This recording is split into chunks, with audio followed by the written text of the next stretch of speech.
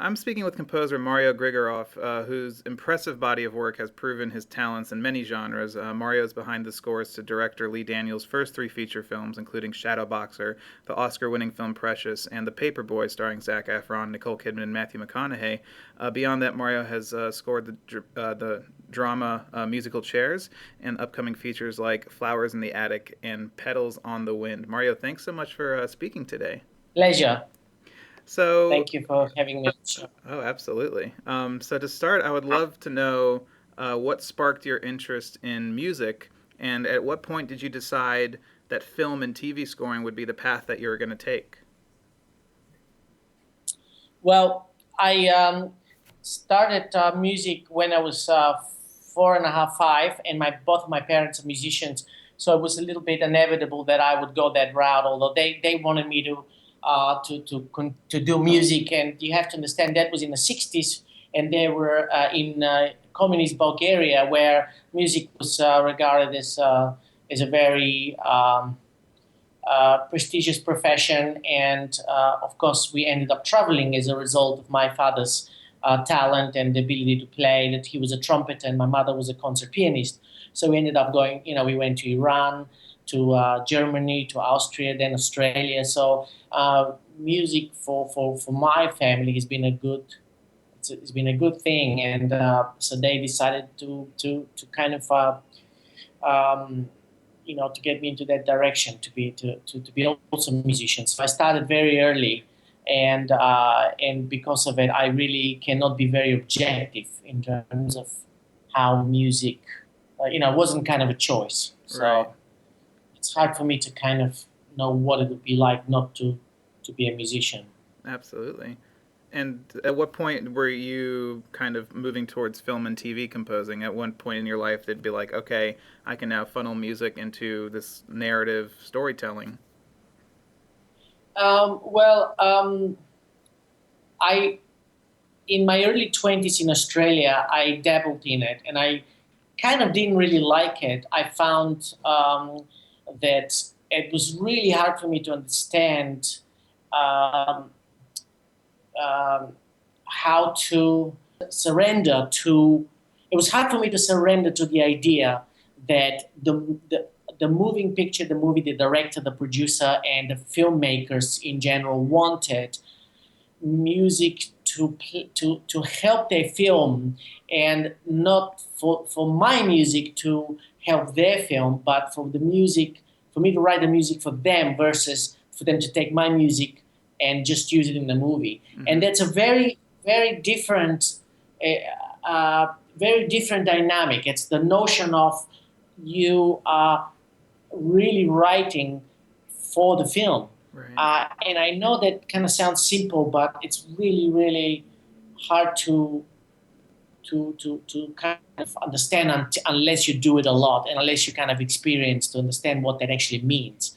Um, so after my 20s, I dabbled in a little bit in advertising, and then I moved to New York, and I ended up having one advertising director called Leonardo Ricagni was doing a movie, and he kind of threw it at me and said, "Hey, I have very little money. Um, can you would you mind scoring the film?" I have no idea how he found out that I could write, but he did, and so it was kind of. Oh, actually, I do know. I did his commercial, and he liked. I gave him some choices, and then he decided to do and that was kind of the beginning, and was the new beginning. Although I already did close to 25 films in Australia, Oh, wow. I really did them as a kind of, they were ABC, BBC documentaries. I did two features for a amateur kind of director. It was very kind of like, it was in between doing performing and doing some advertising. I was very, very kind of messed up and disorganized in terms of what I really wanted to do. However, I did like the idea of performing improvised music like Keith Jarrett. Uh huh. So basically, that's another reason I left Australia. I went to America. I got a record deal with Warner Brothers, and then I started touring right away. Literally within 20 days of arriving in the States, I got a deal on the fourth day with Warner Brothers, and then the contract came through, and then I started touring right away and did the album, and I was thrown into it. And so I really had 3 full years of touring and doing 120 concerts a year. And Wow. then once I got involved with my current wife Natasha, I couldn't anymore tour. It was very hard touring when you're in a relationship. And so when I ended up doing this movie, it was called with Leonardo DiCaprio. It was kind of like a turning point, and I decided, wow, this is actually something I could do for a living, and that was the beginning. And then it took a good 7, 8 years until I turned into a profession. Wow. That That's in that 8 years, I was really just doing it uh, on and off, and also did advertising. But after after that, literally in the past 6 years, I'm a film composer full time. Wow, that's fascinating. So as a composer, when you're beginning to come up with ideas for a score, what part of the film, I guess, inspires your writing the most? Would you say it's the characters, the plot, the genre, the setting? I mean, is there something that speaks to you louder than the rest of everything? Oh, I see. I see. Yeah, yeah. It definitely I get very inspired by seeing what the film looks like. The it's everything else is kind of a little bit um, uh, easier to express, even emotions. If a Mm-hmm. director says, "Well, we want this to be melancholy," here's the script, and what happens in this story is we want, needs to be melancholy in this part, and then we need action. If something like that is said, I can interpret that, but what I can't really, what's really hard for the directors, or any filmmaker to really express is how the film looks. So when I see the daily, I see a picture of how it actually looks. That picture speaks 1,000 words. That very first sequence of moving pictures gives Wow. me such a inspiration, or frightening kind of anxious, anxious driven energy that says to me, okay, now I have to interpret this into music. And Right. to me, the visual is very, very important, because it really can inspire you to kind of create, uh, it inspires you to create music that may come from the production, or from the instruments and the color of what you're going to use, not necessarily from the hardcore of where music comes from, which in the most typical setting would be rhythm, melody, and harmony. So those are kind of the skeletons. But you're right with that. But seeing a picture, you could write.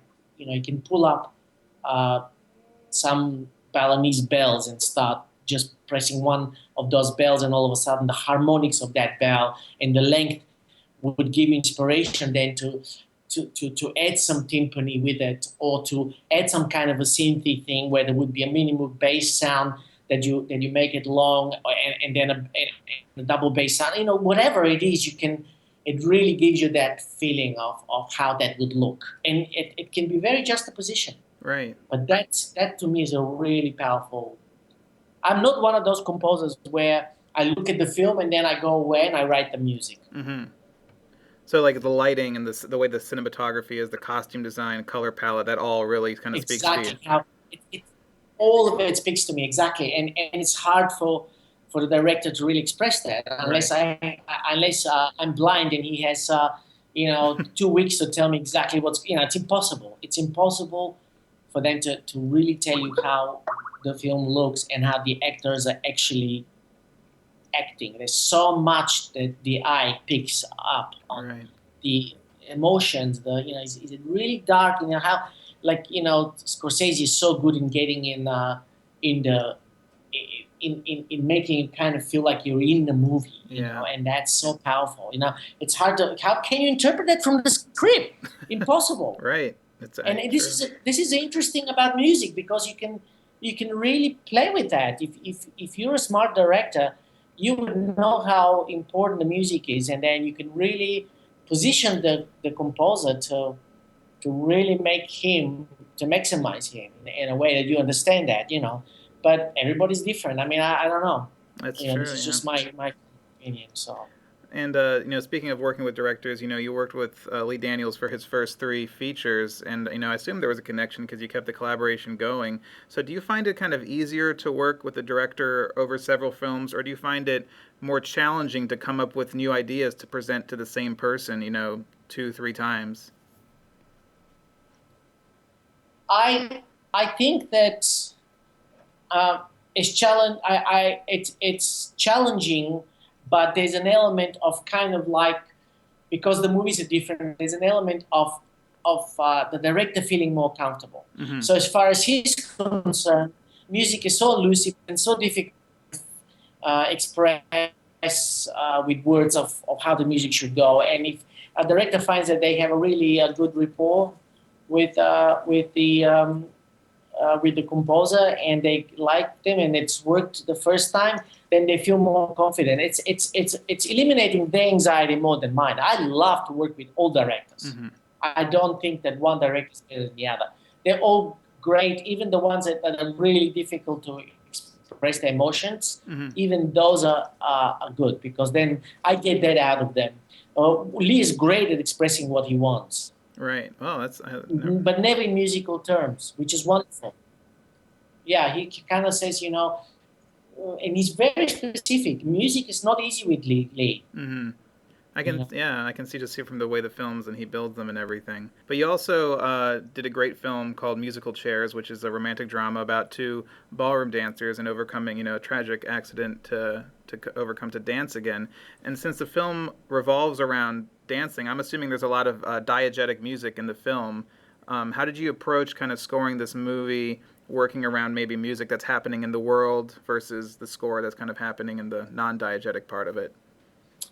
Ironically, that film is very, very. It's very much about the relationships, and it's very drama oriented. I think the element of dancing, it's a secondary thought, but it's all about that. But it's kind of how life plays, and it's a. I really love Susan Seidelman. I think she's an amazing director, and I really want to see her do more stuff. I think Mm-hmm. she's pretty. She kind of gave me so much interesting insight in how to write, and she was very specific, and I just loved every moment. I never felt for a second that I was kind of um, you know um, being pushed in the area, that I had to change stuff, and therefore I got frustrated with it because it was not what my vision was. It's totally the opposite. I surrendered to her 100%. And until the bitter end, she ended up molding me. But she also made me fall in love with the film, not with her vision. Mm-hmm. But that was a very clever thing in the way she did that. That's really great. I mean, the film, it's a very, very emotional story too. So, the music probably was the Yeah. really backbone there. And Yeah, it was. And it was funny, but it was emotional. It's beautifully shot. It has a lot of interesting, complicated kind of thing, and it's got the mother, and it's just lovely. It's a really really good film. I really enjoyed working on it, and I had to turn it around very fast, oh and I wow, didn't have a lot of time to think it, but which is sometimes good, but in this case, Susan really worked hard to kind of, she wasn't like, I'll write a couple of cues and let me see what I think. mm-hmm. It wasn't like that. She really kind of, you know, had a real sense of music and how that would work with the film. And you have two other films that kind of really piqued my interest because they're two companion films that I kind of saw you scored for Lifetime: Flowers in the Attic and Petals on the Wind, based on the classic novels by V.C. Andrews. So I was looking at them. Were these two films kind of shot together to be kind of these, because they had the same cast and the books are in a series. So were these two films shot together, or were they kind of two individual No, projects? they were shot differently. They were shot differently, different times, and I think the first one was kind of probably, um, I'm not sure whether how Lifetime decided to do them and why they didn't shoot them together. But I think they were shot apart, and they were shot with different directors in different times. So, but Yeah. you scored both of these films. Yes. So what did you know you were scoring two films, or did you just work on Flowers of the Attic and then did you? No, no. I first finished Klaus in the Attic, and then I didn't even know that the Petals and the Wind was gonna even eventuate. Oh, So okay. when that So happened, then they came back to me. so did you treat this second film? I mean, what was it like? Building a score and then kind of returning to that same universe and building. Did you treat it as a sequel? Did you treat it as a continuation of the first, score? Like, how did you kind of approach those two films? Yeah, I mean, um, I did the second. I had the challenge of the first one is to write some um, themes for the different, uh, not only the scenes but the kind of hint a little bit, to have um, a theme that was for the attic, Mm-hmm. and a theme for the evil uh, old lady, and the theme for the a little bit for the mother and the father, who the father was a little bit, but the mother was kind of sly and weird, and to have some kind of a really sinister and very bittersweet, almost schmaltzy kind of music for her. Mm-hmm. Schmaltzy is not the right word, but you get my drift. It had to be very, very kind of nice in a very bitter and horrible kind of shallow way. Mm-hmm. And so all these different musical, I kind of, all these different styles and the different themes that I wrote, I remember that I did not focus so much on actually writing the themes. I focused more on getting the right feeling of it. And somehow I had no time to overanalyze them. I think I wrote pretty strong themes because I was under the gun. And the interesting thing is, I really said to myself, you know what? I'm not going to be focusing so much on having to write something that's really strong and sticky. I really have no time. I really have to nail the feeling of the film. I've got to nail the tone, and as a result, the themes became a lot more beautiful than I probably. If I started over analyzing them, I probably wouldn't have written something. I would have written something a lot stiffer and a lot more Mm-hmm. stifling and rigid, and not so kind of so. When the second movie came, it was easy then because I kind of already had that flow. The trick with the second movie is it had a lot of source cue that I had to replace because it was a ballet and all of that. And I ended up doing 68 cues in 10 days. Wow. That must have been mentally tiring. You also scored a riveting documentary, Out in the Night. So when you write music for a documentary, does your mindset change while writing the music, knowing that you're dealing with nonfiction? What did you want the goal of the music to be in a documentary dealing with real people and their real lives? Um, it's no, no. The answer is no. It's not. It's really still drama. I still kind of having to tell the story with the music. It's not. It doesn't matter whether it's a documentary or feature Mm-hmm. or a TV movie or whatever it is. It's all the same in terms of how you approach. Understanding what the tone is, what the director wants, what mood they want, what kind of feeling they want, and how to interpret their vision. So it makes absolutely no difference. And documentaries can have a different element of layers in which you have to kind of go um, even more because the story, because they want to manipulate the audience with telling what's real but not necessarily being biased sometimes. So there's a different layers in which you can have something that's a little bittersweet, but they make it a little sweeter than the bitterness. You know what I'm Mm-hmm. saying? So Right. Yeah. that could be just adding a little bit, and so it can get very, very challenging. Oh, yeah, most when I talk to composer about documentaries, because I mean it's a different, they're built differently. You have more kind of talking heads, you have more dialogue, and so there's trying to find music to fit and not kind of overpower. I think that would be a pretty big challenge, right? Yes, yes. You find um, music that fits, and what the challenge with that is that you less is more, but everything in terms of less has been already done. So how do you do less? It's different, and Right. because you have more to you can go crazy when you have more, but when you have less, you're only restricted to so much little, and to make that difference, it's not even a question of having to reinvent yourself. Mm-hmm. If you do 2 3 D document, it's every film is so different. I really don't think that composers have to worry so much about having to reinvent themselves unless you're given the same music, the same kind of genre over and over. I think the challenge is really to how to stay original within the actual compositions when you have so little to work with. Most films are very uh, you know very simple, not necessarily simplistic, but very simple in a way that music needs to be. It's approached by the directors. Right. It's always comes down to something that's very to the point and very much strong in just one element of one kind of thing that would be the center of it, and not have to be jaunty. Is that a good word, jaunty? Yeah, jaunty. Yeah, absolutely. Yeah, not to make it jaunty. Yeah. Oh wow, yeah.